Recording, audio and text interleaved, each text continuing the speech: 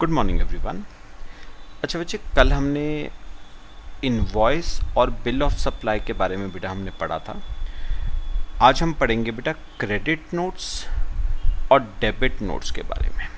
ये credit notes क्या होते हैं, डेबिट नोट्स क्या होते हैं बेटा, आ जाओ पहले हम समझते हैं बेटे क्रेडिट नोट्स क्या होते हैं।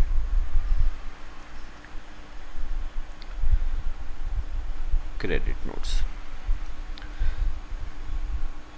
बेटा जो सप्लायर होता है ना, ध्यान से सुनना बेटा, जो सप्लायर होता है वो रेसिपिएंट को, सप्लायर रेसिपिएंट को बेटे क्या इशू करता है, क्रेडिट नोट इशू करता है। कौन इशू करता है बेटा, सप्लायर इशू करेगा रेसिपिएंट को। क्या इशू करेगा, क्रेडिट नोट। सर ये सिग्निफिकेंस क्या होता है क्रेडिट नोट का, क्यों इशू किया जाता है क्रेडिट नोट, क्या क्या सर्कमस्टांसेस है जब क्रेडिट नोट इशू किया जाता है। बेटा बेसिकली ना क्रेडिट नोट सिग्निफाई क्या करता है, आई ओ यू।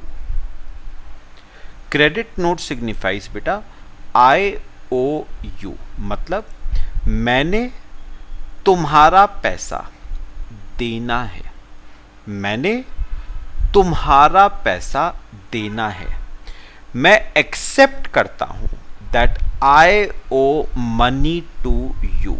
या मैं सिंपल वर्ड्स में बोलूं, you are a creditor for me, you are a creditor for me. मुझे तुम्हारा पैसा देना है, तुम मेरे क्या हो, क्रेडिटर। और क्योंकि तुम मेरे क्रेडिटर हो तो मैं क्या इशू करूंगा बेटा, क्रेडिट नोट इशू करूंगा। तो क्रेडिट नोट सिग्निफाई करता है आई ओ यू, मुझे तुम्हारा पैसा देना है, तुम मेरे क्रेडिटर हो। ठीक है बेटा। अच्छा, अब अगर हम बात करें ऐसी कौन कौन सी वो सिचुएशंस हैं जब क्रेडिट नोट इशू करना पड़ता है, वो सिचुएशंस क्या हैं, ऐसी कौन सी सिचुएशंस हैं जब क्रेडिट नोट इशू करने की जरूरत पड़ सकती है। ठीक है बेटा, बहुत सिंपल बातें, मेरी बातें समझना। पहला, और बेटा साथ साथ पढ़ेंगे, देखो पहला, टैक्सेबल वैल्यू और tax charged in the tax invoice is found to exceed the taxable value or tax payable in respect of such supply। बेटा बात ना समझ के देखना, बात समझ के देखना। बेटा पहली सिचुएशन है, if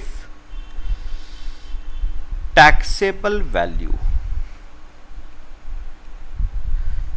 charged in tax invoice, TI मतलब tax invoice, if taxable value charged in tax invoice exceeds taxable value to be charged। बेटा अगर आपको ना कल इनवॉइस का केस याद हो, टैक्स इनवॉइस का केस बेटा आपको याद हो, तो यहां पर देखना बेटा, जो मैंने आपको फॉर्मेट बनवाया था बेटा टैक्स इनवॉइस का, समझ के देखना बेटा, इसको देखना, यहीं से बेटा क्लियर होगा आपको। देखो बेटा, ये देखो, ये आपकी क्या आई बेटा, टैक्सेबल वैल्यू कितनी, 343। ठीक है बेटा, अब अज्यूम करो यहां पर टैक्सेबल वैल्यू आनी चाहिए थी 343, ये आनी चाहिए थी, लेकिन गलती से बेटा यहां पर जो टैक्सेबल वैल्यू लिख दी, वो पता है कितनी लिख दी, सुनना मेरी बात, मैं आपको समझाता हूं बेटा ये 343 कैसे आया है, 3.5 लाख पे 2% का डिस्काउंट लगाया है, तो 3.5 लाख पे 2%, यानी 7,000 रुपए का डिस्काउंट दिया, तो 3.5 लाख पे 7,000 का डिस्काउंट 343। बेटा गलती से ना सप्लायर ने क्या करा, 3.5 लाख पे 2% निकाला उसने, कितना आया बेटा डिस्काउंट, 7,000। उसने गलती से ना सिर्फ 700 माइनस करा, यानी उसने यहां पर बेटा कितना लिख दिया, 3.5 लाख माइनस कितना डिस्काउंट माइनस होना चाहिए था, 7,000। सपोज उसने माइनस करा सिर्फ 700, तो 3.5 लाख माइनस 700, उसने यहां पर टैक्सेबल वैल्यू लिख दी 349,300। तो बेटा यहां पर आनी कितनी चाहिए थी, 3,43,000, आपने लिख कितनी दी, 349,300। इसका मतलब आपने रेसिपिएंट से सप्लाई के रिलेशन में ज्यादा पैसा चार्ज कर लिया। Now you are liable to return that money, to refund that money to recipient।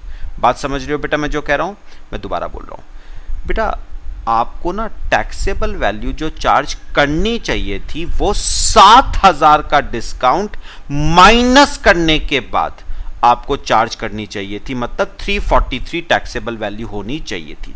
गलती आपसे क्या हुई, आपने 3.5 लाख में से 7,000 का डिस्काउंट माइनस ना करके आपने सिर्फ 700 रुपए का डिस्काउंट माइनस करा, मतलब आपने टैक्सेबल वैल्यू शो करी 349,300। सुनो बेटा, अपने जरा इस पे आओ,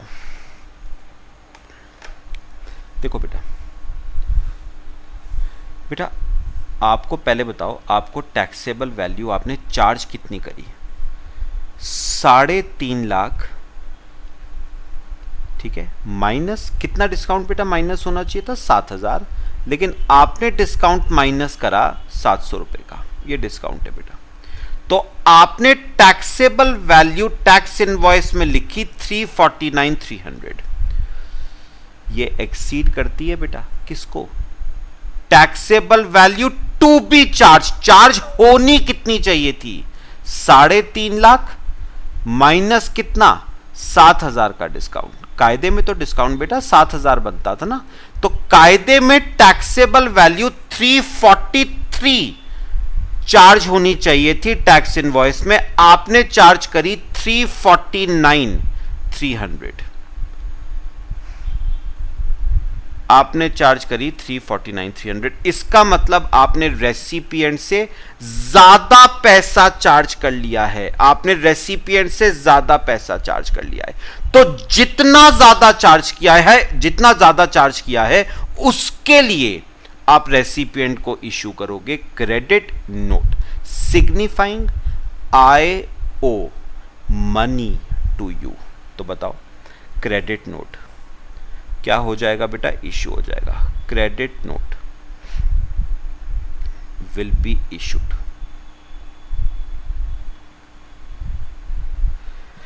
बताओ बेटा, पहला केस क्लियर हुआ, ठीक है।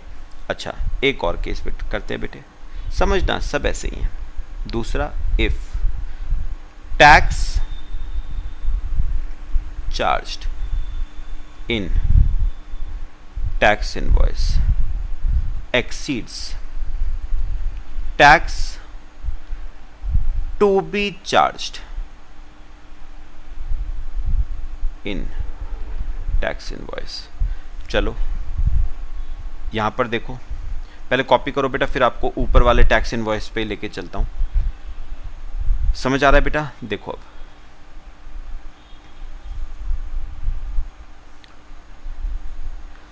ये देखो बेटा, ये देखो, मुझे बताओ बेटा, रेडीमेड बेबीज गारमेंट्स पे बेटा टैक्स कितना चार्ज होता है, 2.5 और 2.5 5%। तो बेटा 5% चार्ज होना चाहिए था, लेकिन गलती से बेटा आपने चार्ज कर दिया 12%। आपको लगा कि रेडीमेड बेबीज गारमेंट्स पे 5% का रेट ऑफ टैक्स नहीं है, रेडीमेड बेबीज गारमेंट्स पे 12% का रेट ऑफ टैक्स है। पॉइंट बताओ क्लियर हुआ?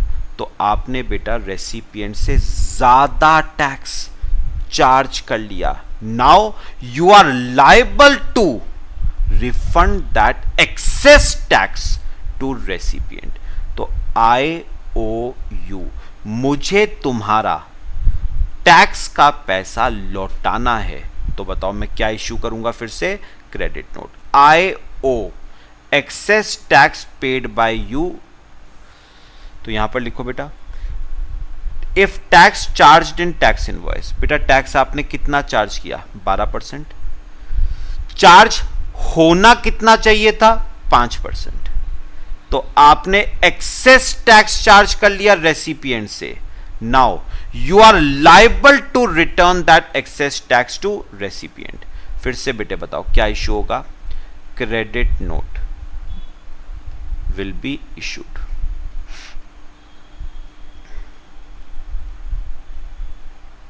Credit note will be issued. समझ आ रहा है बेटा, पक्का? अच्छा, third, if quantity is found to be deficient, if quantity is found to be deficient, ये भी बेटा टैक्स इनवॉइस से देखते हैं। समझ आ रहा है बेटा? देखो यहां पर देखो बेटा दोनों के बीच में कितने रेडीमेड बेबीज गारमेंट का कॉन्ट्रैक्ट हुआ था बेटा, 500 पीसेस का कॉन्ट्रैक्ट था, 500 पीसेस का कॉन्ट्रैक्ट था। लेकिन बेटा जब रेसिपिएंट ने गिने ना, काउंट करे, तो 450 पीस ही निकले। मतलब पैसा तो सप्लायर ने चार्ज कर लिया पूरे 500 पीसेस का, ठीक है, लेकिन एक्चुअल में रेसिपिएंट को मिले कितने, सिर्फ 450। मतलब सप्लायर ने रेसिपिएंट से 50 पीसेस का एक्सेस पैसा चार्ज कर लिया है। Now supplier is liable to return that excess money for 50 pieces to recipient. फिर से बेटा वो क्या इश्यू करेगा, क्रेडिट नोट। तो मुझे एक बात बताओ, if quantity is found to be deficient, तो यानी बेटा मुझे एक बात बताओ, quantity mentioned in tax invoice, कितनी क्वांटिटी मेंशन थी बेटा, 500 पीसेस, ठीक है, और क्वांटिटी एक्चुअली डिलीवर्ड, एक्चुअल में बेटा डिलीवर कितनी हुई, सिर्फ 450 पीसेस। यानी आपने पैसा चार्ज तो 500 पीसेस का कर लिया, लेकिन डिलीवर तो सिर्फ आपने 450 पीस करे। तो फिर से बताओ बेटा क्या इश्यू करना पड़ेगा, credit note will be issued, will be issued. फिर से क्रेडिट नोट क्या किया जाएगा बेटा, इशू। मेरे ख्याल से बेटे बात समझ आ रही है सबको, पक्का? एक और फोर्थ केस जब क्रेडिट नोट इश्यू करता है, in case of sales return,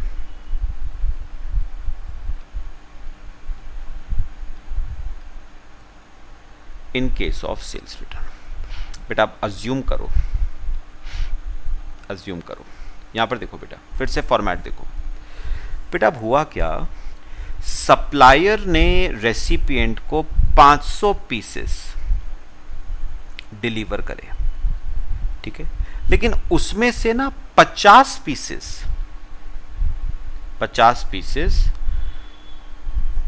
defective लगे। रेसिपिएंट को 50 पीसेस क्या लगे, डिफेक्टिव। तो रेसिपिएंट इन 50 पीसेस को सप्लायर को वापस क्या कर रहा है, रिटर्न कर रहा है। तो अब एक बात बताओ, पैसा आपने रेसिपिएंट से चार्ज कितने पीसेस का करा, 500 का, जिसमें से 50 तो उसने क्या कर दिया आपको रिटर्न। तो एक्चुअल में पैसा चार्ज करना चाहिए था 450 पीसेस का, लेकिन आपने चार्ज करा 500 पीसेस का। तो कितने पीसेस का एक्सेस पैसा चार्ज करा, 50 पीसेस का पैसा आपने एक्सेस चार्ज करा। And now supplier is liable to return that excess to recipient. फिर से क्या इशू किया जाएगा, credit note.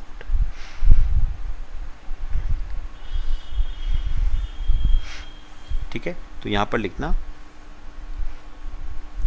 Quantity delivered by supplier. कितनी डिलीवर करी? 500 पीसेस डिलीवर करी। उसमें से बेटा डिफेक्टिव पीसेस, डिफेक्टिव 50 पीसेस है, which are returned by recipient.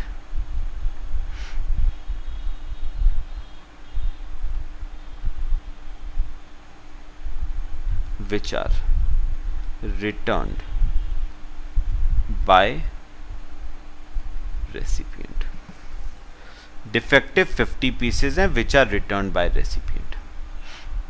ठीक है, तो बेटा अब सप्लायर का ये फर्ज बनता है कि सप्लायर इन 50 पीसेस के लिए रेसिपिएंट को बेटा क्या इशू करे? Credit note, IOU।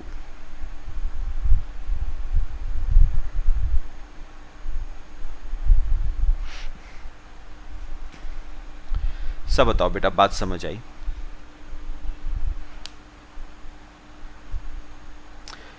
तो ये 4 सिचुएशंस है बेटा जब क्रेडिट नोट क्या किया जाता है? इशू किया जाता है। कॉपी कर लो बेटा, फिर हम डेबिट नोट पढ़ेंगे।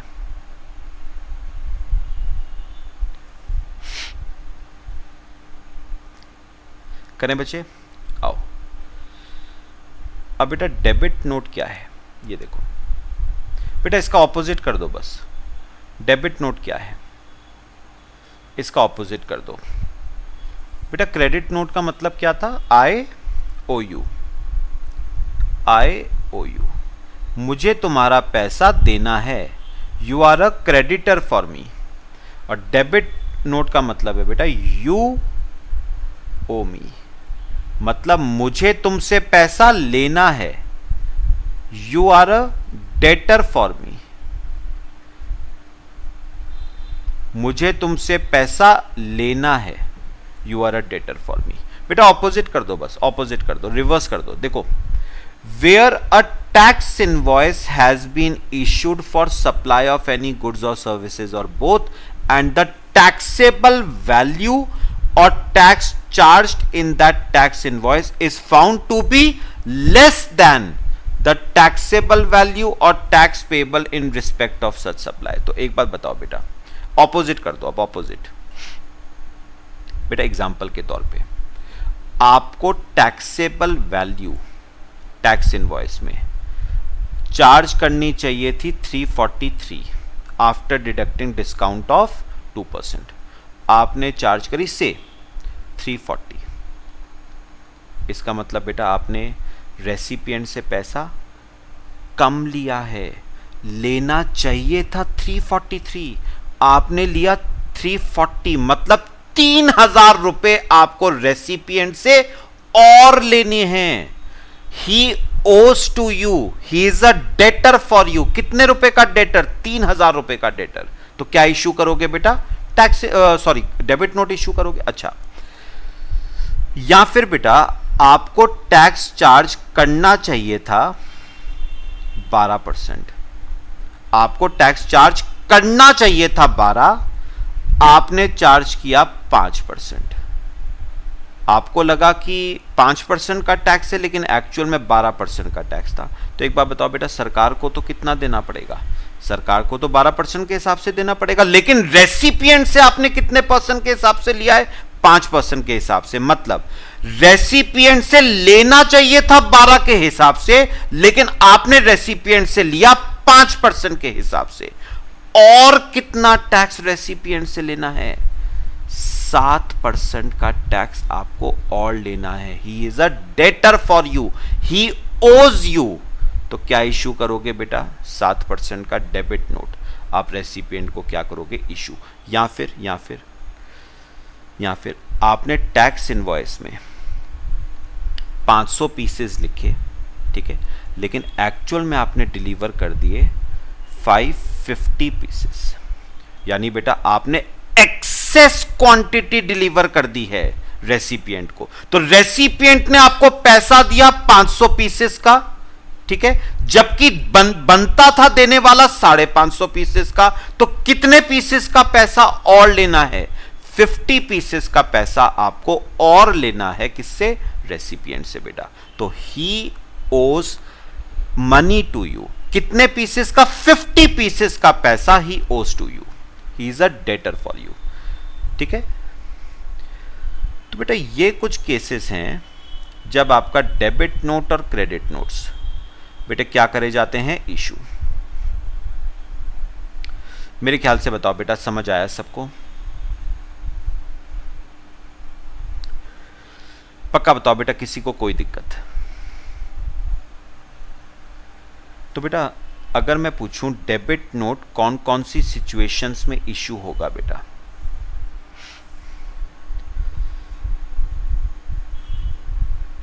डेबिट नोट कौन कौन सी सिचुएशंस में इशू होगा? पहला, if taxable value charged is less than taxable value to be charged. तो जितनी टैक्सेबल वैल्यू आपने टैक्स इनवॉइस में चार्ज करी है that is less than taxable value to be charged. दूसरा, if tax charged in tax invoice is less than tax to be charged in tax invoice। मतलब charge करना चाहिए था 12%, आपने करा सिर्फ 5%। या फिर if excess quantity is delivered to recipient, if excess quantity is delivered to recipient। तो ये 3 केसेस हैं बेटा जब डेबिट नोट क्या किया जाएगा? इशू किया जाएगा।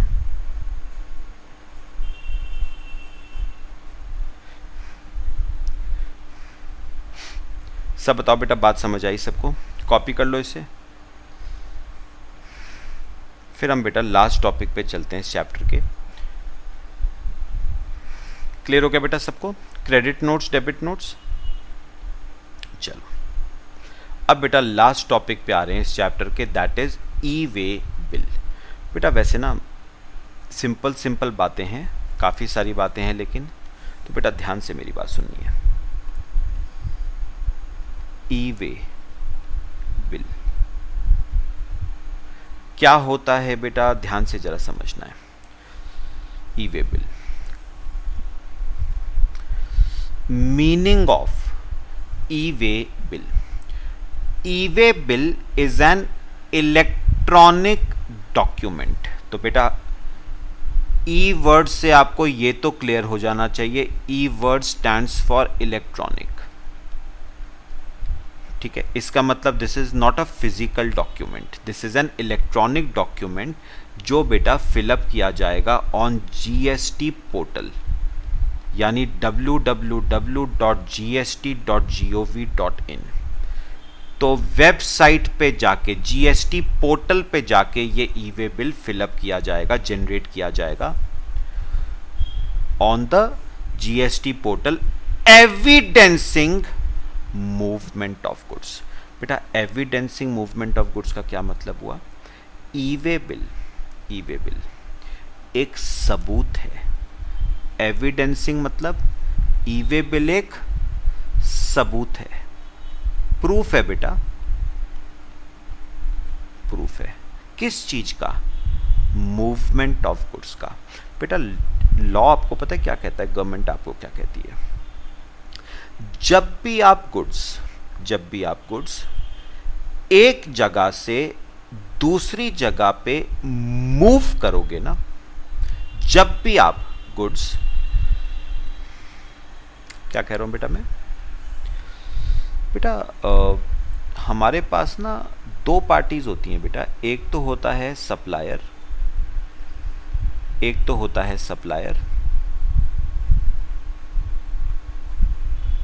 और बच्चे दूसरा होता है रेसिपिएंट।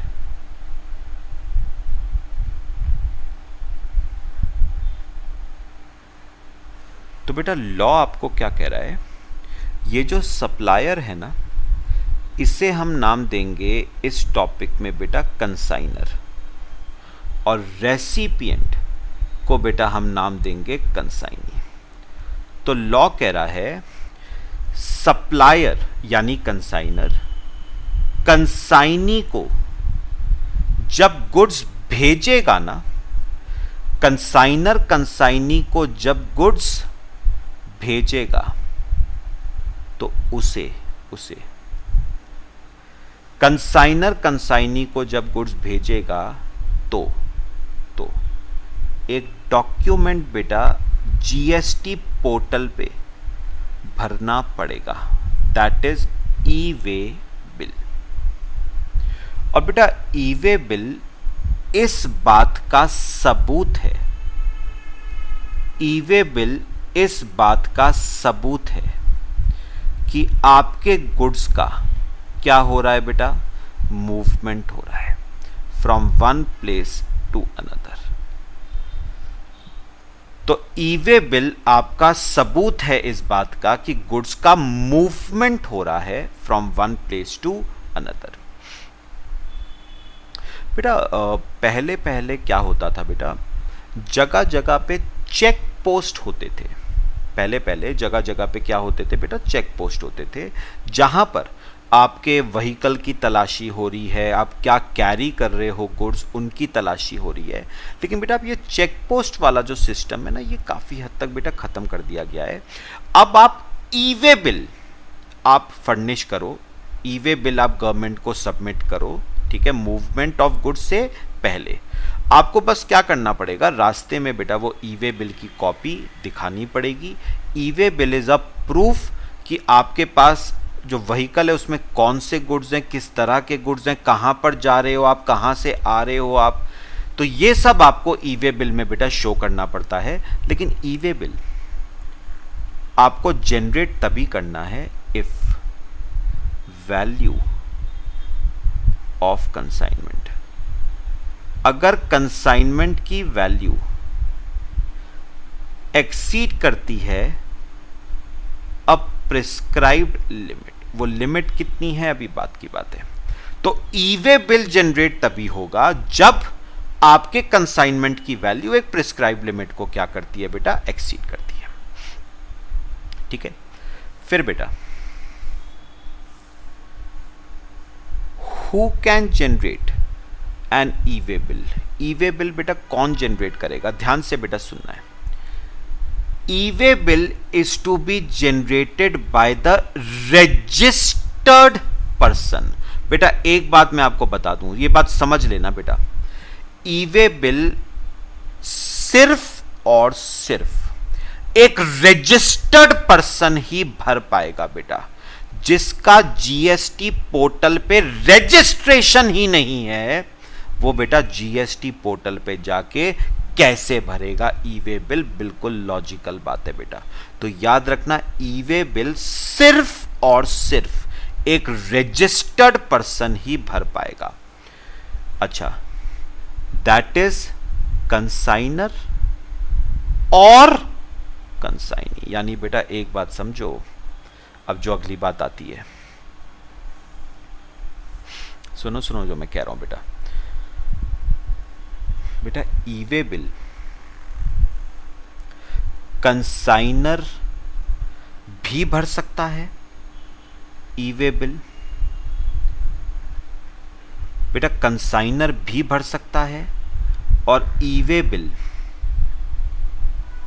कंसाइनी भी भर सकता है। दोनों में से बेटा कोई भी ई वे बिल भर सकता है, कंसाइनर भी और कंसाइनी भी। ठीक है, अच्छा फिर क्या कहा है उन्होंने,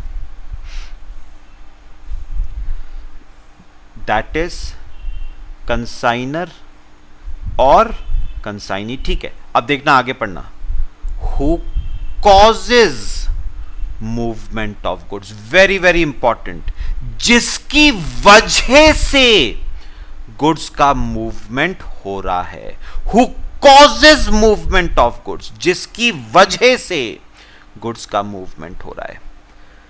अब बेटा आपका क्वेश्चन आएगा, सर कैसे पता चलेगा मूवमेंट किसकी वजह से हो रहा है? हमें तो लगता है कंसाइनर की वजह से हो रहा है, कोई कहेगा हमें तो लगता है कंसाइनी की वजह से मूवमेंट हो रहा है। उसका बेटा तरीका क्या है,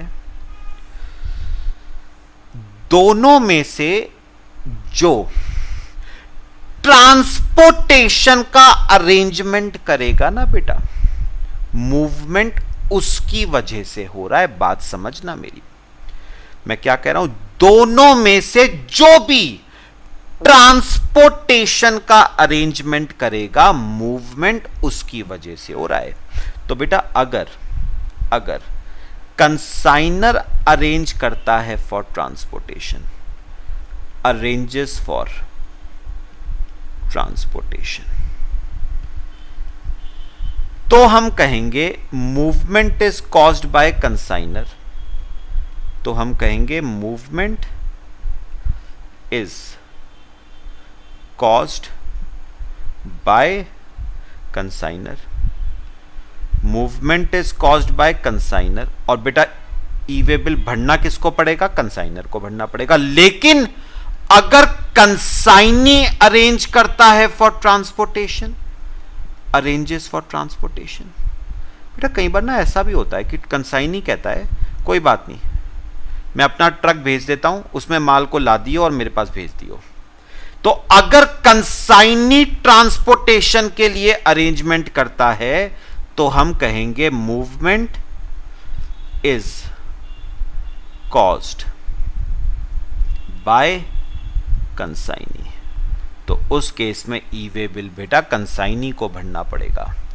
तो जिसकी वजह से मूवमेंट होगा वो बेटा ई वे बिल भरेगा, जिसकी वजह से होगा।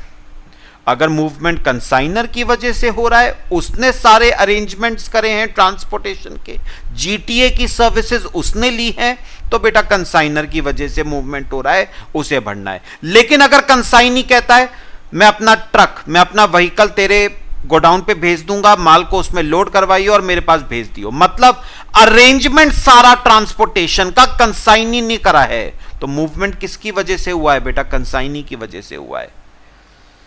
तो जो बेटा ट्रांसपोर्टेशन के लिए अरेंजमेंट करेगा, मूवमेंट उसी की वजह से हो रहा है और उसी को ई वे बिल भरना पड़ेगा।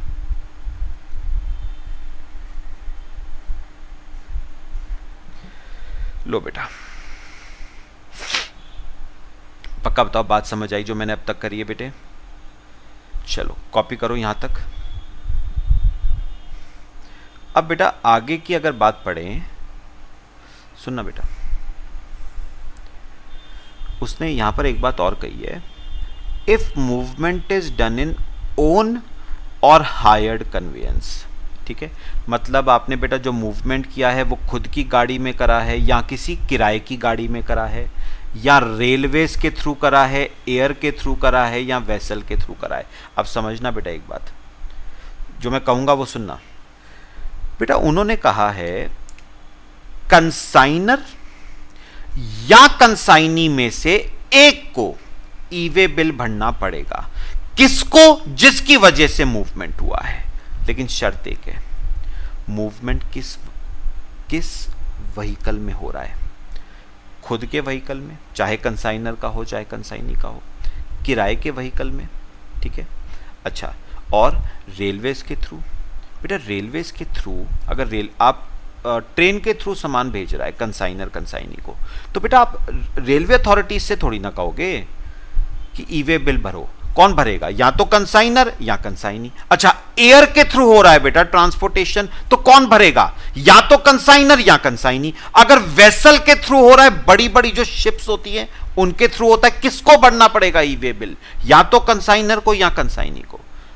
लेकिन अगर गुड्स ट्रांसपोर्ट हो रहे हैं जीटीए के थ्रू, गुड्स ट्रांसपोर्ट एजेंसी के थ्रू, ये देखो बेटा,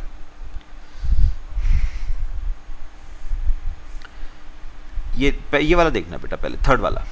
however if movement is done by road, then E way bill is to be generated by the transporter. यानी बेटा एक बात समझो, अगर गुड्स का मूवमेंट ट्रांसपोर्टेशन रेलवेज के थ्रू हो रहा है, एयर के थ्रू हो रहा है, वेसल के थ्रू हो रहा है, और अगर रोड के थ्रू भी हो रहा है ना, तो खुद के व्हीकल में हो रहा है या किराए के व्हीकल में हो रहा है, तो बेटा उस केस में या तो कंसाइनर या कंसाइनी। लेकिन अगर गुड्स का ट्रांसपोर्टेशन रोड के थ्रू हो रहा है, यानी सिंपल वर्ड्स में बोलूं तो जीटीए के थ्रू हो रहा है, या कोरियर एजेंसी के थ्रू हो रहा है बेटा, तो याद रखना उस केस में बेटा ई वे बिल कौन भरता है बेटे? ट्रांसपोर्टर भरता है। यानी जीटीए या वो कोरियर एजेंसी क्या करेगी? भरेगी बेटे। ठीक है, तो बेटा याद रखना एक बात, अगर मूवमेंट हो रहा है रेल के थ्रू, एयर के थ्रू, वेसल के थ्रू, या खुद की गाड़ी में या किराए की गाड़ी में, तो उस केस में ई वे बिल बेटा कंसाइनर भरेगा या ई वे बिल बेटे कंसाइनी भरेगा। ठीक है, अच्छा, लेकिन अगर ट्रांसपोर्टेशन जीटीए के थ्रू हो रहा है या फिर कोरियर एजेंसी के थ्रू हो रहा है, तो उस केस में बेटा ट्रांसपोर्टर यानी जीटीए और या फिर वो कोरियर एजेंसी क्या करेगी? ई वे बिल को भरेगी। पक्का बताओ, बात समझ आई बेटे? ठीक है, अभी बेटा एक बात और है, ये सुनना ध्यान से। If supply is made by unregistered supplier to a registered recipient, then registered recipient shall generate an E way bill. अब बेटा मुझे एक बात का जवाब दो, अगर कोई अनरजिस्टर्ड सप्लायर यानी कंसाइनर रजिस्टर्ड रेसिपिएंट यानी कंसाइनी को सामान बेचता है, सामान भेजता है, तो बेटा ई वे बिल कौन भरेगा? दोनों में से कोई भी, कंसाइनर भी भर सकता है जो अनरजिस्टर्ड है, कंसाइनी भी भर सकता है जो रजिस्टर्ड है। ऐसा है बेटा? नो, उस केस में रजिस्टर्ड रेसिपिएंट को ही ई वे बिल भरना पड़ेगा, क्योंकि मैंने बेटा आपको ऊपर ही बता दिया था ई वे बिल सिर्फ और सिर्फ कौन भर सकता है बेटा? जो क्या है? रजिस्टर्ड है। तो याद रखना, अगर अनरजिस्टर्ड सप्लायर रजिस्टर्ड रेसिपिएंट को गुड्स भेजता है ना, तो सप्लायर तो भर ही नहीं सकता, कंसाइनर भर ही नहीं सकता।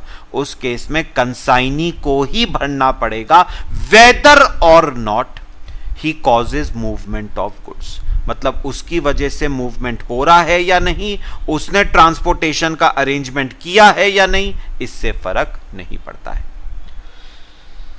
पक्का बताओ बेटा, बात समझ आई?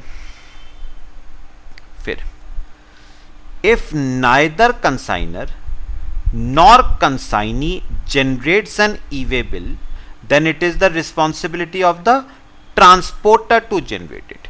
तो बेटा अगर कंसाइनर और कंसाइनी में से कोई ई वे बिल जनरेट नहीं करता है, तो लॉ ने बेटा किसकी जिम्मेदारी रखी है? ट्रांसपोर्टर की ये जिम्मेदारी रखी है कि वो ई वे बिल को क्या करे बेटे? जनरेट करे।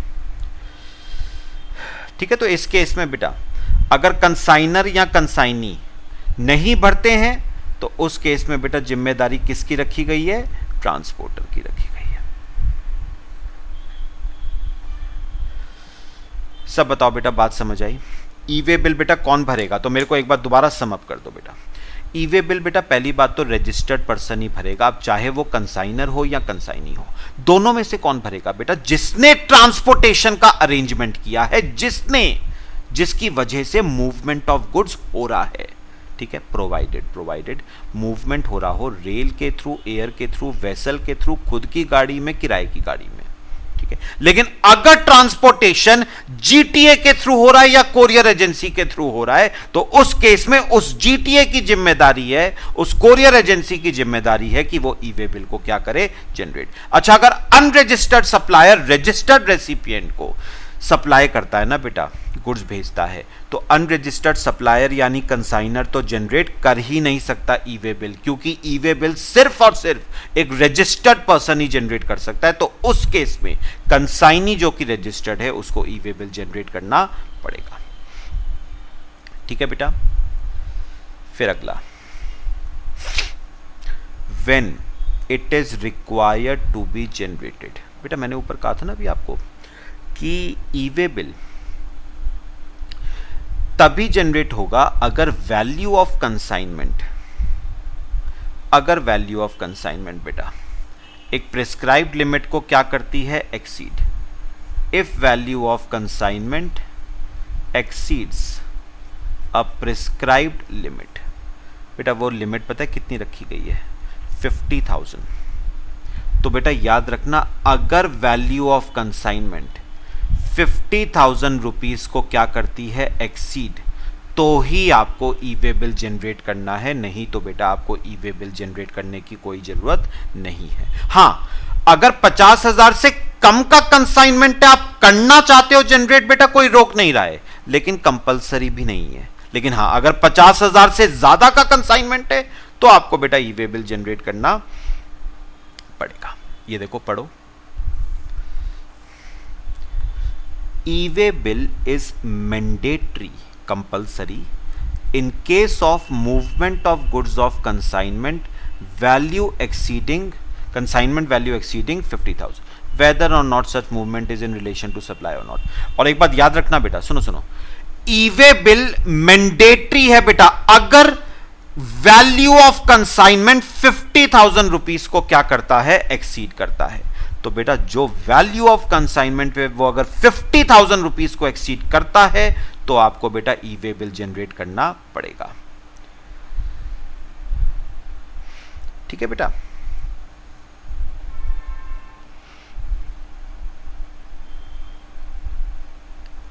कॉपी करो बेटा पहले, लो ये बेटा कॉपी कर लो, फिर हम आगे चलते हैं। लो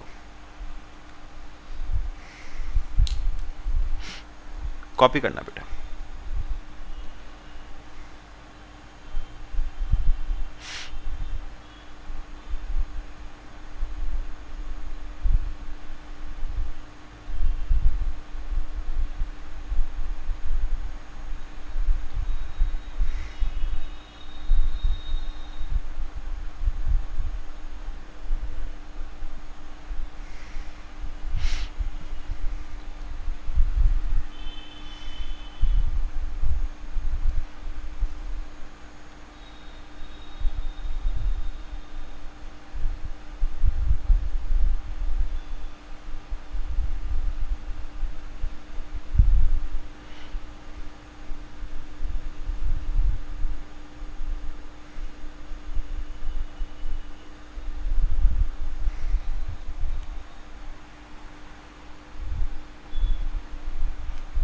ठीक है बेटे, चलो आओ बच्चे, अब ध्यान से सुनना बेटा मेरी बात जो मैं कहूंगा।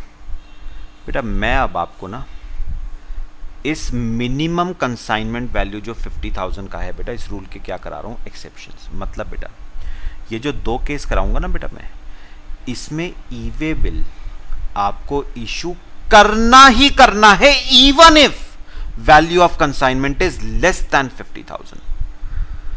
ई way bill is to be issued in 2 cases में बेटा, is to be issued even if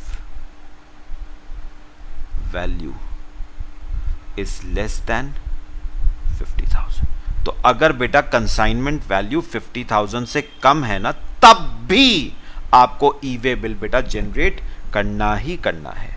कौन से वो 2 एक्सेप्शन है बेटा, देखना, inter state transfer of goods from principal to job worker. बेटा बहुत सिंपल बात है, अपने पास एग्जांपल लिखना चाहोगे मैं अभी समझा देता हूं बेटा। बेटा अज्यूम करो एक मैन्युफैक्चरर है, ये बेटा पता है क्या बनाता है, चेयर्स बनाता है। ये चेयर्स बनाता है, देहरादून में फैक्ट्री है इसकी, ठीक है। अब बेटा हुआ क्या, ये जो मैन्युफैक्चरर है ना, ये चेयर्स बनाता है, लेकिन चेयर्स की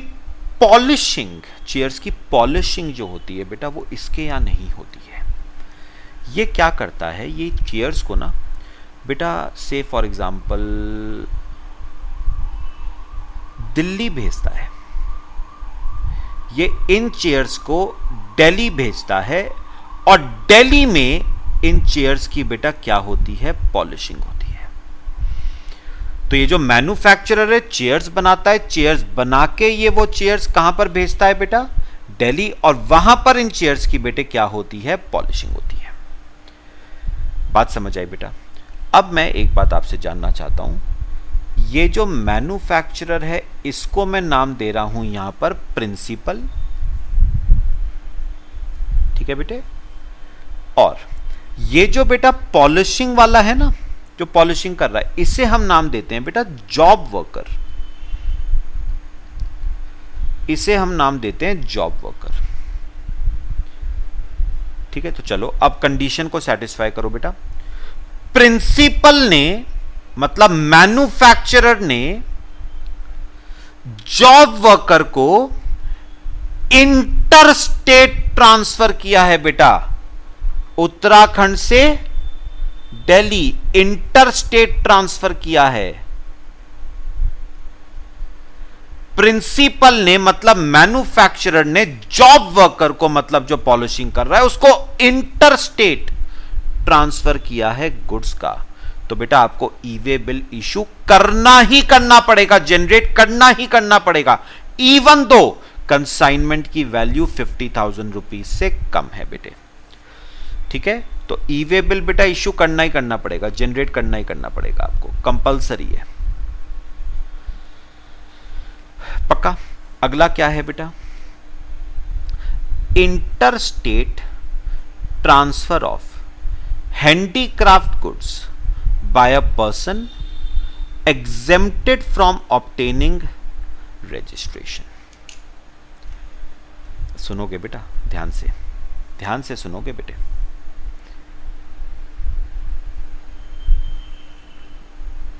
करा हुआ है inter state transfer of handicraft goods by a person exempted from obtaining registration. बेटा पिछले चैप्टर में हमने, इनफैक्ट जो पिछला चैप्टर था बेटा उसमें हमने सेक्शन 23 पढ़ा था, person not liable for obtaining registration, section 23 पढ़ा था। सेक्शन 23 का बेटा 4th पॉइंट और 5th पॉइंट अगर आप याद करो, कौन सा पॉइंट बेटा, 4th पॉइंट और 5th पॉइंट अगर आप याद करो तो उसमें क्या था, 4th पॉइंट में क्या था, अगर कोई पर्सन इंटर स्टेट सप्लाई करता है हैंडीक्राफ्ट गुड्स की और उसका एग्रीगेट टर्नओवर पिछले साल में 20 लाख या 10 लाख को एक्सीड नहीं करता है बेटा, तो he is exempted from obtaining registration, पक्का। तो बेटा जिसका एग्रीगेट टर्नओवर 20 लाख या 10 लाख को एक्सीड नहीं करता है, वो अगर इंटर स्टेट ट्रांसफर करता है हैंडीक्राफ्ट गुड्स का, तो he is exempted from obtaining registration. लेकिन ई वे बिल जनरेट करना ही करना है, even though value of consignment is less then 50,000। Point बताओ बेटा, बात समझ आई जो मैंने कहा?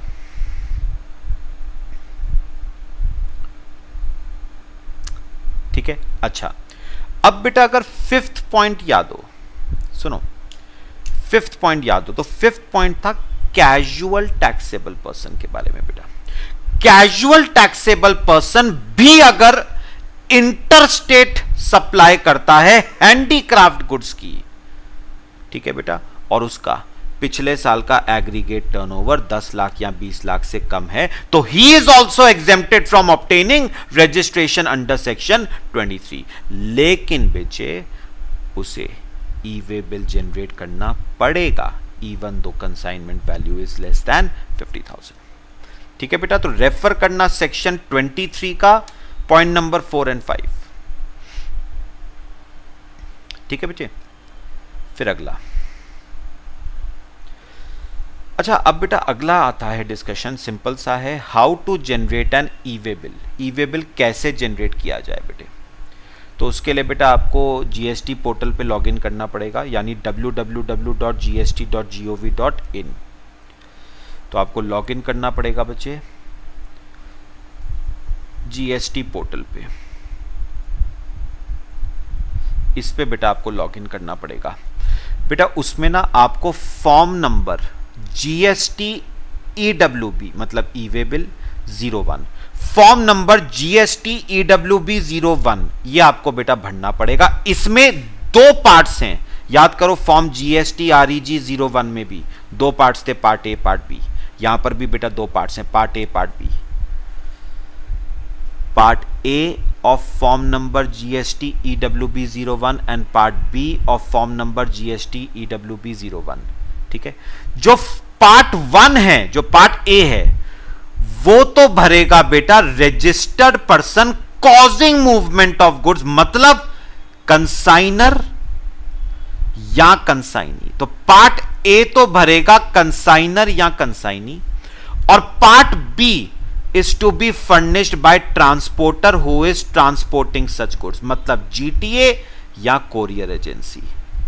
रीजन है बेटा उसका, क्योंकि बेटा पार्ट ए में जो डिटेल्स आती है ना, पार्ट ए में जो डिटेल्स आती हैं वो आती हैं सप्लायर और रेसिपिएंट से रिलेटिंग जो डिटेल्स हैं, तो वो तो कंसाइनर या कंसाइनी में से एक भरेगा। और पार्ट बी में जो डिटेल्स आती हैं वो ट्रांसपोर्टेशन से रिलेटिंग आती हैं, जैसे व्हीकल का नंबर क्या है, ठीक है, जो ट्रांसपोर्टर है वो डॉक्यूमेंट कौन सा इशू कर रहा है, तो वो भरेगा बेटा जीटीए या कोरियर एजेंसी। मैं बेटा एक बार आपको ना रीडिंग पहले करवाता हूं, पार्ट ए में क्या आता है और पार्ट बी में क्या आता है। ये देखो बेटा, पहले पार्ट ए में क्या आता है। Part A contains information relating to GSTIN, registration number बेटा सप्लायर का भी आएगा, रेसिपिएंट का भी आएगा, प्लेस ऑफ डिलीवरी आएगी, indicating pin code also, document, document number आएगा बेटा, डॉक्यूमेंट कोई भी हो सकता है, टैक्स इनवॉइस है तो बेटा टैक्स इनवॉइस का सीरियल नंबर आ जाएगा, बिल ऑफ सप्लाई है तो बिल ऑफ सप्लाई का सीरियल नंबर आ जाएगा, उसकी डॉक्यूमेंट की डेट आ जाएगी, कल पढ़ा था ना date of issue, value of goods आ जाएगी, taxable value of goods, HSN code and reasons for transportation. ठीक है बेटा, ये सब आएगा पार्ट ए में। पार्ट बी में जो डिटेल्स आएंगी वो ट्रांसपोर्टर से रिलेटिंग आएगी, जैसे ट्रांसपोर्टर डॉक्यूमेंट नंबर। बेटा आपने ना फाउंडेशन में पढ़ा हुआ है, अगर गुड्स बेटा रोड के थ्रू ट्रांसपोर्ट होते हैं तो आपको इशू करी जाती है लॉरी रिसिप्ट, ट्रांसपोर्टर आपको लॉरी रिसिप्ट देगा। अगर गुड बेटा ट्रेन के थ्रू ट्रांसपोर्ट किए जाते हैं तो रेलवे रिसिप्ट दी जाती है। अगर एयर के थ्रू ट्रांसपोर्ट होगा तो डॉक्यूमेंट एयरवे बिल होता है, और अगर शिप के थ्रू ट्रांसपोर्टेशन होगा तो डॉक्यूमेंट बिल ऑफ लेडिंग होगा। ठीक है, तो बेटा जो भी डॉक्यूमेंट होगा उसका नंबर आ जाएगा बेटा, सीरियल नंबर, और व्हीकल नंबर आएगा, लेकिन व्हीकल नंबर सिर्फ तभी आएगा अगर ट्रांसपोर्टेशन किसके थ्रू हो रहा है बेटा, रोड के थ्रू हो रहा है ना, जीटीए के थ्रू हो रहा है या कोरियर एजेंसी के थ्रू हो रहा है। ट्रेन का नंबर थोड़ी ना होता है बेटा, है ना, व्हीकल नंबर कुछ नहीं आएगा, एयर का कोई नंबर नहीं आएगा, शिप का कोई नंबर नहीं आएगा। ठीक है बेटे, अच्छा अभी ऊपर वाले पे ही आ जाओ। तो बेटा पार्ट ए कौन भरेगा, पार्ट ए में डिटेल्स आती हैं relating to supplier and recipient, तो कौन भरेगा, कंसाइनर या consignee, whoever causes movement. Part B कौन भरेगा, ट्रांसपोर्टर। क्यों बेटा, क्योंकि उसमें डिटेल्स आती हैं रिलेटिंग टू ट्रांसपोर्टेशन। अब उसने कहा है एक्सेप्शंस टू पार्ट ए। बेटा एक्सेप्शंस टू पार्ट ए का क्या मतलब हुआ, पार्ट ए बेटा वैसे नॉर्मली कौन भरता है, पार्ट ए, कंसाइनर या कंसाइनी। ठीक है, मैं इस रूल के आपको एक्सेप्शन बता रहा हूं बेटा पार्ट ए ट्रांसपोर्टर भी भर सकता है अगर कंसाइनर और कंसाइनी ने उसको क्या किया है, ऑथराइज, तभी। और अगर गुड्स सप्लाई हो रहे हैं इको के थ्रू या कोरियर एजेंसी के through, if goods are supplied through them, मतलब बेटा अगर इको या कोरियर एजेंसी के थ्रू गुड्स सप्लाई हो रहे हैं तो पार्ट ए कौन भरेगा बेटा, ट्रांसपोर्टर ही भरेगा, कंसाइनर कंसाइनी कोई नहीं भरेगा। ठीक है बेटा, तो बहुत बेसिक कुछ पॉइंट्स है बेटे। अच्छा कुछ और पॉइंट्स बेटा, other points, miscellaneous points. Goods transported by railways shall be delivered only on production of e-way bill। तो बेटा जब तक e-way bill आप नहीं दोगे इन case of transportation bye railways, goods deliver नहीं हो सकते बेटा। e-way bill can be generated even if consignment value is less then 50,000। बेटा मैंने आपको पहले ही कहा था ऑप्शनल होता है। कंसाइनमेंट वैल्यू अगर 50,000 से कम है, आप चाहो तो जनरेट कर सकते हो, नहीं भी करोगे तो चलेगा, लेकिन 50,000 से ऊपर की कंसाइनमेंट वैल्यू है तो करना ही करना है। ठीक है। फिर details of conveyance not required to be furnished in part B. बेटा कब डिटेल्स ऑफ कन्वेयंस फर्निश करने की जरूरत नहीं है पार्ट बी में? मैंने अभी बताया था ना, पार्ट बी में बेटा कन्वेयंस की डिटेल्स आती हैं, जैसे डॉक्यूमेंट नंबर जो ट्रांसपोर्टर देगा, व्हीकल नंबर, ये सब डिटेल्स आएंगी पार्ट बी में। इनकी जरूरत कब नहीं है? पहली बात, अगर इंट्रा स्टेट मूवमेंट है, पहली शर्त विद इन स्टेट होना चाहिए, दूसरी शर्त अप टू 50 किलोमीटर होना चाहिए, और तीसरी शर्त या तो हो प्रिंसिपल, ये बेटा पीओबी है, प्लेस ऑफ बिजनेस। पीओबी मतलब place of business, place of business of consignor to place of business of transporter. ठीक है। Place of business of transporter to place of business of consignee. मैं आपको बेटा थोड़ा सा समझाऊं। ये देखो बेटा, केस समझ लेते हैं बेटा एक बार, सिंपल है। ये बेटा कंसाइनर है,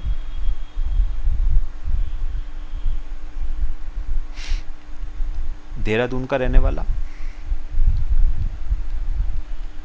और ये बेटा कंसाइनी है, दिल्ली का रहने वाला। ठीक है बच्चे। तो सामान बेटा कहां से कहां जाना है? देहरादून से दिल्ली जाना है। अब सुनो सुनो, अब बेटा कंसाइनर ने क्या करा, जीटीए की सर्विसेज ली। ये बेटा जीटीए का ऑफिस है। किसका ऑफिस है बेटा? जीटीए का। जीटीए का ये ऑफिस है। ये भी कहां पर सिचुएटेड है? देहरादून में सिचुएटेड है बेटा। ठीक है। और जीटीए का बेटा एक ऑफिस ना दिल्ली में भी सिचुएटेड है।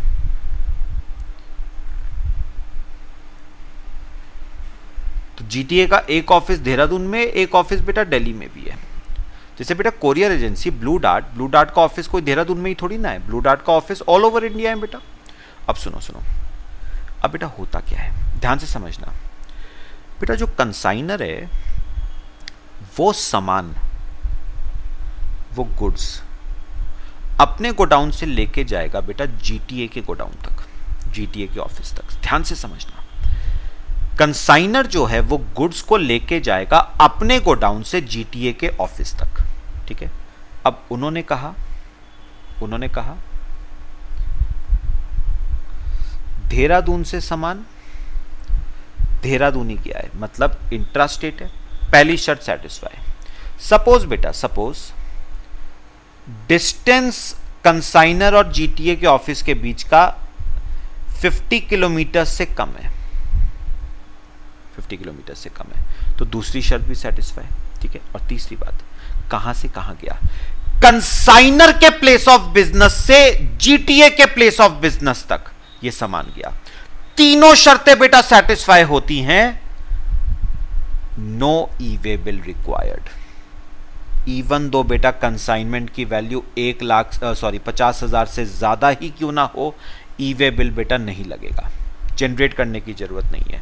तीन शर्तें, इंट्रा स्टेट मूवमेंट हो, 50 किलोमीटर तक हो, और तीसरा कंसाइनर के प्लेस से सामान जीटीए के प्लेस तक गया है, जरूरत नहीं है ई-वे बिल की।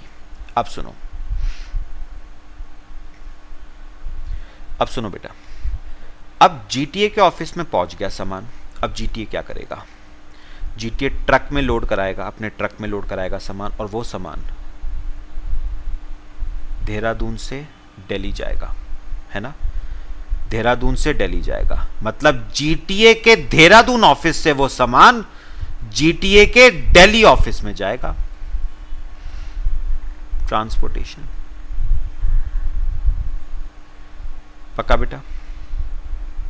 बेटा ये तो इंटर स्टेट मूवमेंट है, देहरादून से दिल्ली जा रहा है बेटा, इंटर स्टेट है। ई-वे बिल चाहिए होगा बेटा, ई-वे बिल लगेगा।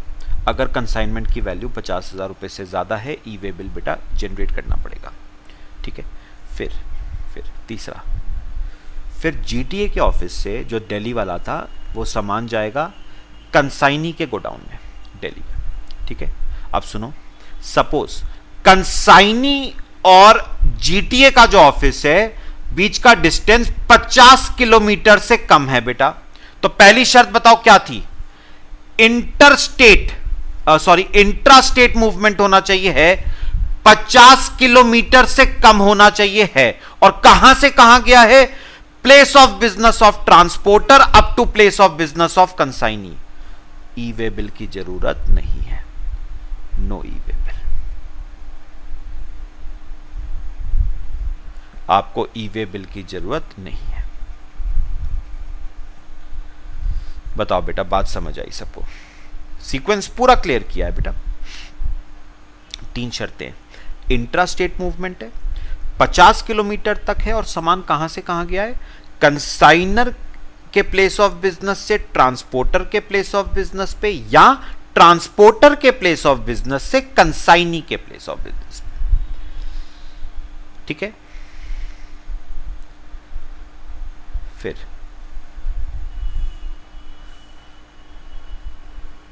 Transfer of goods to another conveyance. बेटा हुआ क्या, बात समझना बेटा। ई वे बिल जनरेट किया, ट्रक निकल गया बेटा, रास्ते में ट्रक खराब हो गया, ठीक है, दूसरा ट्रक बुलवाना पड़ा, सामान को इस ट्रक से दूसरे ट्रक पे बेटा शिफ्ट करवाना पड़ा। तो एक बात समझना, पार्ट बी बेटा, part B of form number GST EWB 01 में आपको क्या लिखना पड़ता है? व्हीकल नंबर लिखना पड़ता है बेटा, अगर ट्रांसपोर्टेशन हो रहा है रोड के थ्रू। अब बताओ, गुड्स आपने एक कन्वेयंस से, एक व्हीकल से दूसरे व्हीकल में ट्रांसफर कर दिए, तो बताओ सरकार को इस बात की सूचना नहीं दोगे क्या? आपको बेटा व्हीकल नंबर को ई वे बिल में अपडेट करना पड़ेगा। तो in such cases the transporter shall update the new vehicle number in part B of EWB before such transfer and further movement of goods. तो याद रखना, अगले मूवमेंट से पहले आपको यह नया व्हीकल नंबर GST EWB 01 में अपडेट करना पड़ेगा पार्ट बी में, ठीक है। फिर cancellation of e way bill, simple बात है बेटा। E way bill can be cancelled if goods are not transported.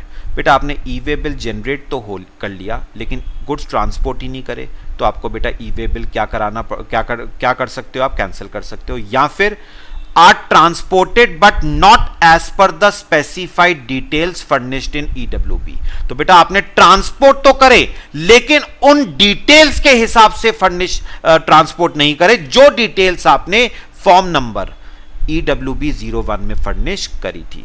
तो आप चाहो तो बेटा अगले 24 घंटों के अंदर अंदर, मतलब जनरेट करने के 24 घंटों के अंदर अंदर आप ई वे बिल को क्या कर सकते हो बेटा? कैंसिल कर सकते हो।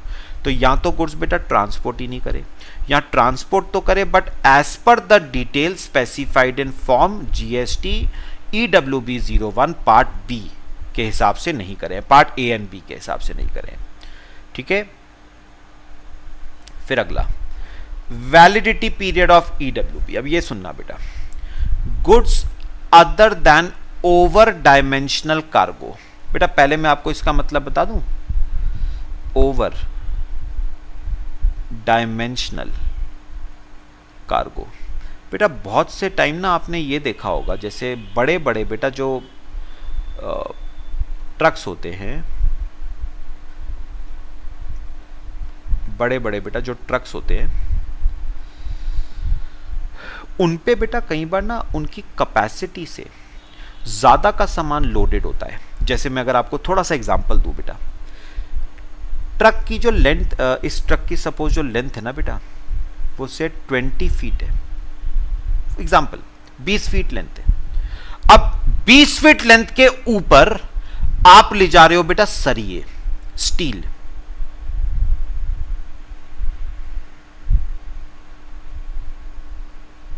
आपने बेटा स्टील लोड कर रखा है खूब सारा बेटा,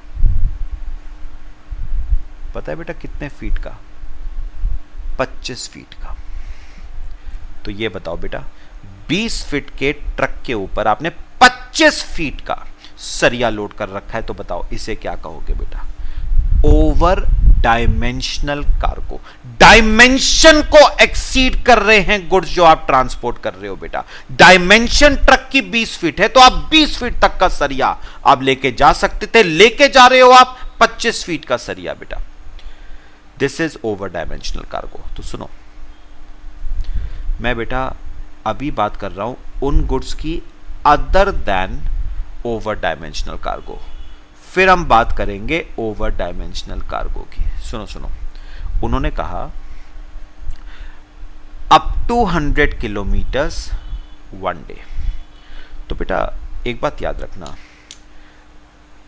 ई-वे बिल का जो वैलिडिटी पीरियड होगा ना बेटा, अगर तो आप ट्रांसपोर्टेशन कर रहे हो 100 किलोमीटर्स तक का, 100 किलोमीटर्स तक का ट्रांसपोर्टेशन कर रहे हो तो एक दिन आपको मिलेगा ट्रांसपोर्टेशन के लिए, मतलब ई-वे बिल की वैधता एक दिन तक रहेगी बेटा। ठीक है, अच्छा सुनना ध्यान से जो मैं कहूंगा। अगर बेटा आप 100 किलोमीटर से ज्यादा का डिस्टेंस कवर करना है, 100 किलोमीटर से ज्यादा का डिस्टेंस कवर करना है, तो उसने कहा फॉर एवरी 100 किलोमीटर्स और part thereof thereafter additional one day. चलो सुनो सुनो सुनो, सपोज बेटा सामान देहरादून से दिल्ली जाना है, से 375 किलोमीटर है बेटा, 375 किलोमीटर है। ठीक है, तो मुझे यह बताओ बेटा ई-वे बिल की वैलिडिटी पीरियड क्या होगी। उसने कहा 100 किलोमीटर्स तक तो वन डे है, एक दिन तो हो गया बेटा 100 किलोमीटर्स तक, तो 375 माइनस 100 बचे 275। अब उसने कहा फॉर एवरी 100 किलोमीटर और part thereof additional one day, मतलब हर 100 किलोमीटर के लिए एक एक दिन। तो पहले 100 के लिए एक दिन, दूसरे 100 के लिए एक दिन, तीसरे 100 के लिए एक दिन। ठीक है, और पार्ट देयर ऑफ। अब बताओ बेटा 300 किलोमीटर हो गए, बचे कितने? 75 बेटा, 75 किलोमीटर मतलब पार्ट देयर ऑफ। उसने कहा अगर पूरे 100 नहीं है ना, पार्ट है, पार्ट ऑफ 100 है, तो भी एक दिन, मतलब बेटा जो 75 किलोमीटर है ना, they will be counted as 100 kilometres. बेटा अगर 301 किलोमीटर भी है ना, 301, तो भी बेटा it will be counted as 400 kilometres, मतलब ई-वे बिल की वैलिडिटी होगी बेटा 4 डेज, हर 100 किलोमीटर का एक दिन। ठीक है बेटा। अच्छा बेटा अगर मैं बात करूं ओवर डायमेंशनल कार्गो की, बेटा एक बात मुझे बताओ,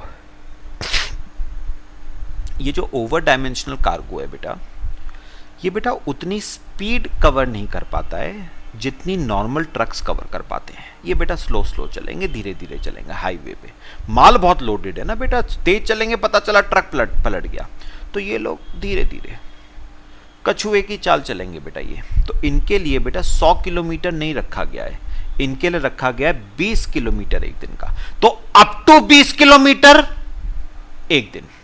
ठीक है, फॉर एवरी 20 किलोमीटर और part thereof thereafter additional one day, तो हर 20 किलोमीटर का एक दिन। तो बेटा अगर इस केस में बात करूं ओवर डायमेंशनल की, तो 375 डिवाइड बाय 20 करो बेटा, क्या आता है बेटा? ये 18.75 आ रहा है, तो आप इसे 19 मानोगे। ठीक है, तो बेटा हर 20 किलोमीटर का एक दिन, तो 19 डेज होगा बेटा ई-वे बिल की वैधता। तो ई-वे बिल 19 दिन तक क्या रहेगा? वैलिड रहेगा। और बेटा एक बात और बड़ी important, the validity period starts after the details in part B are updated by transporter. बेटा एक बात सुनो, कंसाइनी ने पार्ट ए फिलअप कर दिया, ठीक है, पार्ट बी किसको फिलअप करना था? ट्रांसपोर्टर को। जब तक पार्ट बी नहीं भरेगा ना ट्रांसपोर्टर, ये वैलिडिटी पीरियड शुरू नहीं होता है। तो पार्ट ए भरने के बाद शुरू नहीं होगा, जब तक पार्ट बी नहीं भरा जाएगा तब तक ये वैलिडिटी पीरियड शुरू नहीं होगा। तो याद रखना, पार्ट बी जब भरा जाएगा ना, वहां से 4 दिन, वहां से 19 दिन, इन case of over dimensional cargo. ठीक है बेटे। फिर इसके बाद एक्सेप्टेंस और रिजेक्शन ऑफ ई-वे बिल। अब मैं आपसे एक बात जरा समझना चाहूंगा, अगर मूवमेंट सप्लायर की वजह से हो रहा है, मतलब कंसाइनर की वजह से, ध्यान से सुनना, अगर मूवमेंट किसकी वजह से हो रहा है, सप्लायर की वजह से, तो ई-वे बिल पार्ट ए कौन भरेगा, सप्लायर भरेगा। ठीक है। अच्छा, दूसरा केस, अगर मूवमेंट रेसिपिएंट की वजह से हो रहा है तो ई-वे बिल कौन भरेगा बेटा, रेसिपिएंट भरेगा। अब सुनो, उन्होंने कहा है सप्लायर ने ई-वे बिल भरा तो रेसिपिएंट को इस ई-वे बिल को एक्सेप्ट या रिजेक्ट करने के लिए क्या दिया जाएगा, टाइम दिया जाएगा। ठीक है, कितना वो बात की बात है। दूसरी बात, अगर रेसिपिएंट ने ई-वे बिल भरा है क्योंकि मूवमेंट उसकी वजह से हुआ है तो सप्लायर को टाइम दिया जाएगा टू एक्सेप्ट और रिजेक्ट दिस ई-वे बिल। ठीक है, और कितना टाइम बेटा, with in 72 hours from the time of generation of e-way bill, मतलब मोटे मोटे बेटा 3 दिन दिए जाएंगे। कहां से, जिस टाइम पे बेटा ई-वे बिल जनरेट हुआ, और date of delivery whichever is earlier. तो 72 घंटे और डेट ऑफ डिलीवरी दोनों में से जो भी बेटा क्या है, पहले है। ठीक है। अच्छा बेटा, कुछ केसेस में ई-वे बिल भरने की जरूरत नहीं है, e way bill not required to be furnished in the following cases. LPG, बेटा अगर ट्रांसपोर्टेशन लिक्विफाइड पेट्रोलियम गैस का हो रहा है, एलपीजी का, तो नहीं है जरूरत। केरोसिन ऑयल का हो रहा है, नहीं है जरूरत। Postal baggage transported by department of post, नहीं है जरूरत। नेचुरल और कल्चर्ड पर्ल्स, प्रेशियस और semi precious stones, precious metals, नहीं है जरूरत। ज्वेलरी का ट्रांसपोर्टेशन हो रहा है, गोल्ड स्मिथ या सिल्वर स्मिथ के वेयर्स एंड अदर आर्टिकल्स का ट्रांसपोर्टेशन हो रहा है, ई-वे बिल की जरूरत नहीं है। करेंसी का ट्रांसपोर्टेशन हो रहा है, नहीं जरूरत है। Used personal and house hold effect, example दूं बेटा आपको, आपका घर शिफ्ट हो रहा है बेटा, देहरादून से आप बोरिया बिस्तर पैक करके बेटा परिवार के साथ दिल्ली शिफ्ट हो रहे हो, तो आप क्या करते हो बेटा, घर का सारा फर्नीचर, एसी, टीवी वगैरह आप ट्रक में बेटा लोड करते हो और उसे आप लेके जाते हो दिल्ली तक। तो बेटा आप यूज्ड पर्सनल और हाउस होल्ड चीजों का अगर ट्रांसपोर्टेशन करते हो तो उस पे ई-वे बिल जनरेट करने की जरूरत नहीं है। If goods are being transported by a non motorised conveyance, मतलब बेटा साइकिल रिक्शा कह लो, cycle rickshaw, non motorised cycle rickshaw बेटा। ठीक है। Where goods are being transported which are non taxable, बेटा अब ये नॉन टैक्सेबल वर्ड हम बहुत बार कर चुके हैं। नॉन टैक्सेबल में बेटा alcoholic liquor for human consumption आएगा, petrol, diesel, crude petrol, crude petroleum, ठीक है, और natural gas, aviation turbine fuel और एक्टिविटीज और ट्रांजैक्शंस मेंशन्ड इन शेड्यूल 3, ये सब नॉन टैक्सेबल है बेटा। Supply of goods by CSD to unit run canteens और टू ऑथराइज्ड कस्टमर्स। अब मेरी बात सुनो बेटा, ये होता है ना आर्मी में वो सीएसडी वाला सिस्टम होता है बेटा। सीएसडी मतलब कैंटीन स्टोर्स डिपार्टमेंट। बेटा सीएसडी से गुड्स की सप्लाई करी जाती है यूनिट रन कैंटीन्स में, या सीएसडी से सामान की सप्लाई होती है सीधे कस्टमर्स को बेटा। तो उन्होंने कहा सीएसडी अगर यूनिट रन कैंटीन्स को सामान भेज रही है, ई-वे बिल की जरूरत नहीं है। सीएसडी अगर कस्टमर्स को सामान बेच रही है, ई-वे बिल की जरूरत नहीं है। और फिर where empty cargo containers are being transported, तो बेटा इन केसेस में आपके ई-वे बिल की जरूरत नहीं है। और इसी के साथ बेटा आपका चैप्टर फिनिश होता है। बेटा ये याद कर लेना, एक रीडिंग मार लेना, मे भी हो सकता है आपको बेटा शॉर्ट नोट लिखने को आ जाए ई-वे बिल पे। क्लियर हुआ बेटा ई-वे बिल? काफी बातें बेटा हमने ई-वे बिल में डिस्कस करी है। ठीक है, चलो बेटा बाकी बच्चे न्यू चैप्टर शुरू करेंगे नेक्स्ट क्लास में। मेरे ख्याल से बेटा ये चैप्टर क्लियर हुआ सबको, पक्का? चलो बेटा न्यू क्लास में न्यू चैप्टर शुरू करते हैं। Till then thank you.